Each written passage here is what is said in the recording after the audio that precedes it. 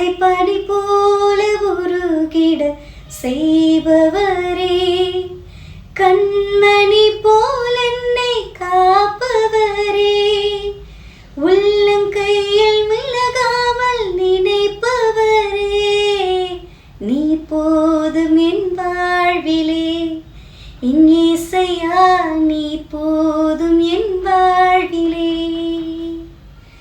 தாய் போல தேற்றி தந்தை போல ஆற்றி ஒரு தோள் மீது சுமந்திடும் என் இயேசையா, உம்மை போல புரிந்து கொள்ள யாரும் இல்லையே, உம்மை போல அரவணைக்க யாரும் இல்லையே, நீ போதும் என் வாழ்விலே, என் இயேசையா நீர் போதும் என் வாழ்விலே.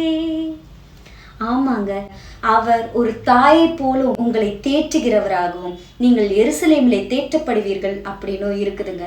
இன்றைக்கு ஒருவேளை எனக்கு யாருமே இல்லை, சொந்தம்னு யாருமே இல்லை, என்னை அபேண்டன் பண்ணிட்டாங்க, எல்லாரும் என்னை விட்டுட்டு போயிட்டாங்க, நண்பர்கள், என்னோட தோழிகள், துணைவியார், நான் நம்பின மனுஷர்கள், இவங்க எல்லாரும் என்னை விட்டுட்டு போயிட்டாங்க, என்னை ஏமாத்திட்டாங்க அப்படிங்க நினைச்சிட்டு இருக்கீங்களா? இன்றைக்கு தேவன் உங்களோடு கூட இருக்கிறாருங்க. கர்த்தராகிய இயேசு கிறிஸ்து ஒரு தாயை போல உங்களை தேற்றுகிறவராகவும் தந்தையை போல உங்களை அரவணைக்கிறவராகவும் இருக்காருங்க. நீங்கள் எருசலேமிலே தேற்றப்படுவீர்கள். எருசலேம் அப்படின்ற வார்த்தை சிட்டி ஆஃப் பீஸ்ன்னு இருக்குங்க, அதாவது சமாதானத்தின் நகரமாய் இருக்கிறது. அப்பேற்பட்ட ஒரு இடத்துல இருந்து உங்களுக்கு சமாதானம் வருதுன்னா அது உலகம் கொடுக்க முடியாத சமாதானமா கண்டிப்பா இருக்குங்க. கர்த்தராகிய இயேசு கிறிஸ்துவை முழு மனதோடு ஏற்றுக்கொண்டு அவரை விசுவாசியுங்கள். கண்டிப்பா உங்க இருதயத்துல நீங்க சமாதானத்தை பார்ப்பீங்க. God bless you.